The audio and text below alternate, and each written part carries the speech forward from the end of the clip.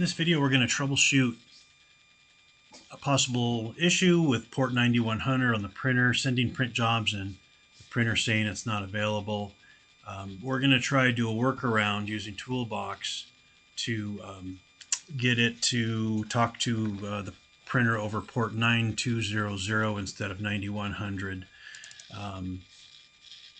So we're going to open Toolbox, and the key difference here is we're going to connect to the printer over 9200. So I have a sample printer here.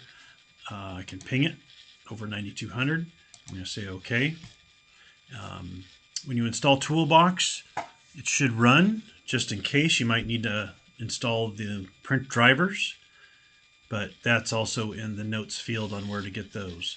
So from here, we have a JSON command we can run, and this is going to let us know what ports are being used and listened to on the printer. So we're going to copy that in there. We're going to hit the run button, and then all the information is going to come down in the bottom. So we'll do a Control A, right click, copy selection to clipboard, and then we'll go here and we'll say Control V. So you see all the information is here, and we'll format it after we see it. But you can see here 9200 is active. It's listening on 9100. 9100, you can actually have 12 different connections over 9100.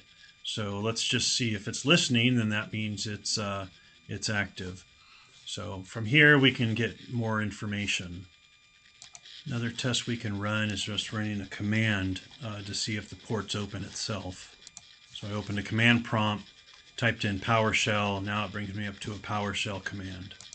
So if I'm looking just to see if 9100 is open, we're going to run that. If I have it correctly, yes. So I'll say waiting for a response.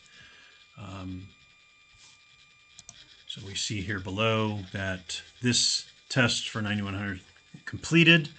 That's one way to test also if 9100 is open.